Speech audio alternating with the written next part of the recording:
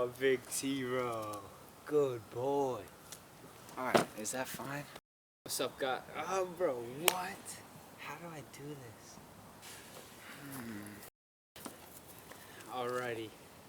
Bro, why is it so difficult, bro? What the Hey guys, my name's Noah, and this is the start of my YouTube channel.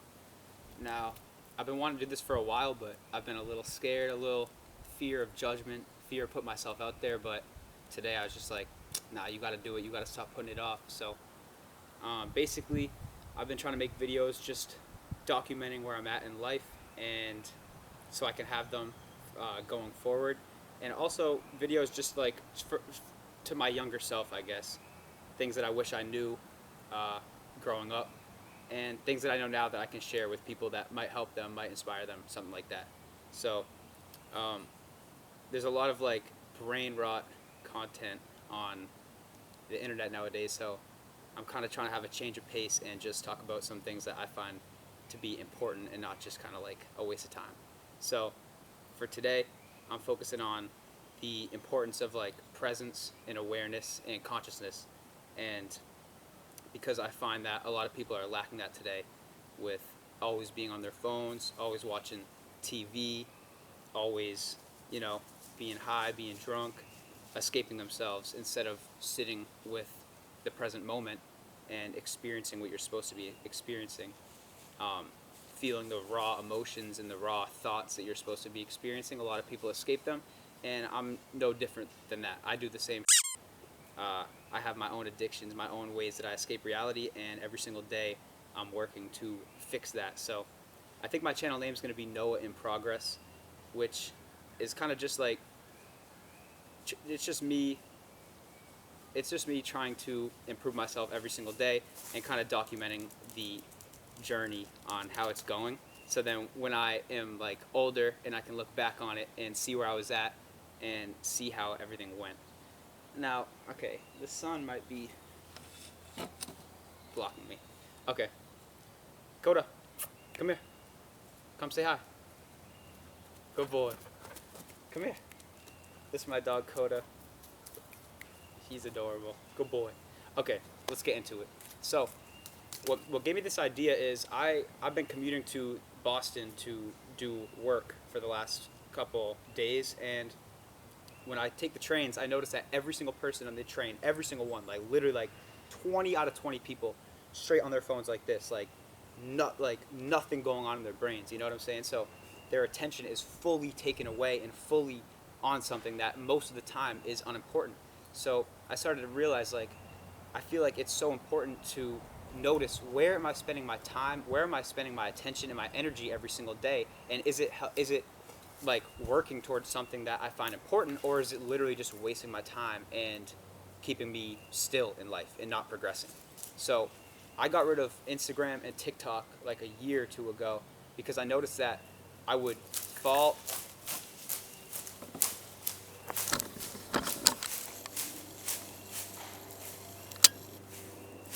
What in the hell, bro?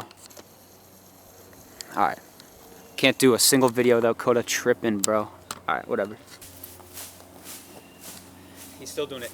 So I got rid of like Instagram and TikTok because I realized, like, damn, I spend a lot of my time every single day wasting, doing nothing, being dull, not being creative, not progressing towards anything, not even doing anything that after an hour of TikTok, I look back and I go, am I proud of what I did? Did I make any progress? Did I do anything with my life that has some importance? And the answer was always no, so I got rid of it. And when I got rid of it, I noticed, damn, bro, my dopamine is bad. Like, I always, every single time I do anything, I need the phone, So that kind of, a light bulb went off. I was like, man, I really need to reset this whole dopamine thing that I have going on, where I always need some form of stimulation. And I want to get to a point where I can be cool just sitting down, being present, just looking around and enjoying myself without always reaching for the phone or reaching for whatever. So so I started only trying to watch YouTube and long form content like that, and overall I've just felt different because I don't really know many other people that are doing that. So what I noticed when I got rid of these apps is I had a lot more time to spend doing something that I actually enjoyed. And I also noticed that I had the ability to sit down and work on something for a while without always needing to go on my phone. Like recently, I went on a New York trip, and I literally made it like a point that I'm not gonna go on my phone at all. The whole 2 days, I literally just went on it to like check the time or to like answer some messages or something. And I noticed that, wow, I feel so much more fulfilled always being in the present moment, always enjoying the real life that's around me instead of being warped and like completely focused on something that doesn't really matter, you know? I find much more enjoyment being just aware of what's going on and not being so dull. The sad part is that at this day and age, people are working hard to take your presence away from you and your consciousness away from you and channel it into something for their own good. Like the TikTok corporation benefits the most when people are on their app the longest and are wasting away time the longest. That's how they can run the most ads and make the most money. So they're doing everything that they even can to keep people on there as long as they can and to keep them as distracted as possible. So not only is it difficult in general just to stay present and to not distract yourself with something, but also you have big corporations that are working against you trying to take away your presence from you. Um, so although this is kind of depressing, like when you walk into the gym and you see 50 TVs lined up with all different types of things, like news channels dumping like traumatic events on you and like sports stuff and like drama, like just random stuff, trying to always keep you distracted and keep you not locked in. It's everywhere you go. So if you want to start breaking free of this and to start taking your presence back and your consciousness back, it's going to be a battle because, especially if you live in America, that's where I'm at. So if you're in America, it's going to be a battle because everywhere you go, there's always something that's trying to take your presence away from you. Now, the silver lining is it shows that your presence and where you put your attention and your energy is the prize. That is like if they need you, you know what I'm saying? They only make money and succeed as a business with you and your presence and your attention.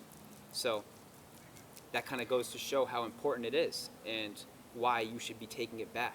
And if you find that you're somebody who spends 9 hours a day scrolling on TikTok, and you have this voice inside of you that's like, man, maybe I really should start working on this. Like, listen to that voice. There's a reason that you. Damn, bro, how the does this happen? If you want to start taking your consciousness back and start working on how much time of your day are you actually being present and sitting with yourself, then you definitely should listen to that and start working on it. And there's definitely several different things you can do. I started reading, I started journaling, I started making videos like these where I haven't been posting them, but I just record myself talking, and anything that's jumbled up in my head, I just work it all out and just get in this flow state of just talking. And I find that whenever I finish the video, I feel so much better. I feel like I've processed everything, and I feel like my mind is more clear, which in turn makes it easier to become present. It's hard to stay present if you have a million thoughts jumbling around in your head, always distracting you, always stressing you out, making you feel anxious. How are you going to just sit with yourself? It's going to be impossible. So but what I've noticed with these different things of getting rid of short form content, journaling, reading, going outside, playing basketball, going for runs or jogs or something like that, is you slowly in time with doing these things is you start to grow how much time you can spend throughout your day not distracted and actually be able to sit with yourself. And the benefit of this is once you really start to grow this and you can go most of your day being present, think about how many thoughts that are going on in your head that before you were distracting yourself and escaping with something, that now you can sit with them and overcome them and process them fully and walk away from that feeling better, feeling like, yeah, like I processed these thoughts, I didn't run away from them, and now I feel better, now I feel stronger, you know? If you ever go through something very difficult, like a breakup or losing somebody, or if anything that affects your career, like if you're a basketball player and you break your leg or something, if you ever experience something that's like heavy, emotional, and it's very difficult on you to process, the ability to be able to sit with that and actually process it instead of escaping it makes you so much stronger. Once you get to that other side, it makes you so much stronger. A lot of people go through a lot of traumas, and instead of facing them head on, they distract themselves and run away. And I've done this too. You know what I'm saying? I'm not above that. I've done it too, where I've lost a family member, and I just smoked a ton of weed every single day, all day, and never really processed it. And then I found when I would stop smoking for certain periods of times, these traumas that were 1 to 2 years ago would start coming up in my dreams really hard. You know what I'm saying? I would start feeling it really hard. So it goes to show that if you try to escape these traumas, they're always going to stick with you. You can't fully process them and heal from them if you're distracting yourself. So that's why just the ability to be present and to sit with your thoughts and process them is so important. Because if you're always distracting yourself, you're never going to heal from the things that you should be healing from the wounds that you've suffered. You know what I'm saying? Mental, emotional, physical, it doesn't really matter. Anything like that. Coda, what are you eating? Come here. Good boy. Good boy. T-Ro. T, come on. Come here. This is T. He's a good boy. Yeah. Good boy. Now, like look at your, if you have a pet, look at your pet. They're always present. They're never distracted. Well, Coda gets distracted sometimes, but for the most part, animals do a very good job of just staying in the present moment and staying in that flow state and not distracting themselves. So you could, like, literally just looking around in nature and seeing the birds fly, seeing your dog walk around and sniff the grass and stuff like that, like, you can really just get in tune with what your natural state should be. You'll never see your dog just zoned in on some bullshit for like an hour. Okay, I need to wash my mouth. Nature really just grounds you and calms the mind and lets you just tap back in and be less distracted. And a really important thing about becoming present all the time and being aware of where you're letting your consciousness go, you know, where are you letting your energy and attention go to, is once you really start to do inner work, and instead of distracting yourself all day, you start to journal, you start to really pay attention to the traumas you're going through, any emotional experiences you're going through, you start to pay attention to that and you start to heal from it. Once you heal from it, that knowledge sticks with you. And then when other people are acting out and lashing out and facing emotional things that they aren't, or when you see other people start lashing out because they haven't healed from their traumas and they've been escaping it, you can see that because you went through it, and then you give them grace. You know, you don't take everything so personally because you can just see, damn, they're going through something right now. They aren't healed from it. I could tell because I've been there before. You know, they aren't sitting with their thoughts, journaling, writing them down, or making a video, or really processing and sitting through it. Instead, they're escaping themselves and trying to run away from the pain. So when they have that pain and they lash out on you and they try to make you feel pain too, it's like, you know, misery loves company, or whatever that saying is. You're going to give them grace. You're going to have more of a tolerance for people's negativity that might get lashed out onto you. So with increased consciousness, you learn about yourself more, you heal more, you can enjoy your life more, because instead of being distracted all the time, you can really just sit back, be aware of what's going on, and just be grateful of what you're experiencing right now. Never once was I ever scrolling on TikTok just on brain rot, grateful for my life and appreciative of what's going on in my life, you know? Never. I was always just distracted and basically just like in autopilot, in zombie mode. So you start growing your consciousness and your presence and your ability to just sit with yourself and your thoughts, and all of a sudden you start to just really take in everything that's around you, and you start to feel more appreciative of what you have. So how to work on your presence and grow it every single day. Lower the screen time. Set the time limits on your apps, you know, 30 minutes or whatever. Or if you do 4 hours a day, start with 3 hours. Start a time limit. Start lowering how much you spend on your phone every single day. If you watch 5 hours of TV or movies every single day, try to get that down to 4 hours. You know what I'm saying? Or 3 hours. And there's nothing wrong necessarily with being on your phone or watching TV or watching a movie. It's not that. It's the abuse of it and the excessive amounts of being on your phone to the point where you're actually avoiding what you should be confronting in your life. That's when it gets bad, you know? I'm not saying that sitting down and watching an episode of something, or even 2 or 3, is like the end of the world. But if you have things going on in your life that you should be processing, but you're actively choosing to do other things to distract yourself so you don't have to feel it, that's when it's a problem. That's when you should start to be aware of it. So lower the phone usage, lower the TV usage. If you use drugs to escape, like me, weed has always been my vice. It's always got me. Um, really try to focus on how much you use and try to just do whatever you can to lessen it a little bit. And even if you do use it, still try to be conscious when you do it. You know what I'm saying? If your biggest escape is alcohol and you can't stop, you're addicted, you just cannot stop, then sure, drink. But when you drink, stay conscious, be present. How do I feel? What am I escaping right now? Why am I drinking? Why when I get off of work every day do I need to go drink this or smoke this? You know, what am I escaping? And it's not going to be an instant process where you just fix everything into all in one day, but every single day you make a conscious effort to be present and to feel what you're trying to avoid. That's going to add up over time, and you're going to grow, you're going to get more strength, and you're going to be able to do this. It's really just about taking it one day at a time and not beating yourself up if you don't do very good. You know, it's going to take time, especially if you've been addicted to phone usage or TV or drugs or something for years. That doesn't just stop overnight. You know, it's going to take time, probably proportionate to how long you've been doing it. So accept that.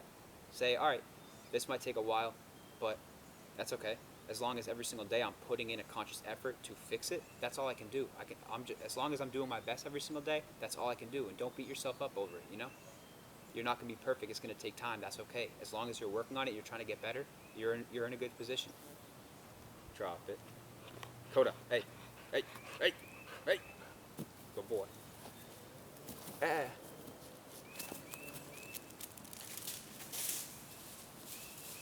A big thing about expanding your presence is the more time throughout the day you're actually aware of what's going on and not just zoned in on something that's just taking away from your time. Man, what the hell was that? A really important benefit of just improving your presence throughout the day is that you just have a lot more time to work on things that you find actually important and to work on yourself and just do things that are actually productive and progressing where your life is going. If you're not happy with where you are in life, like if you can't genuinely sit back and say I'm proud of where I am and I'm happy with where I am and I'm content and satisfied, then can you really justify wasting hours every single day distracted and on autopilot and not working on something important? For me, the answer was no.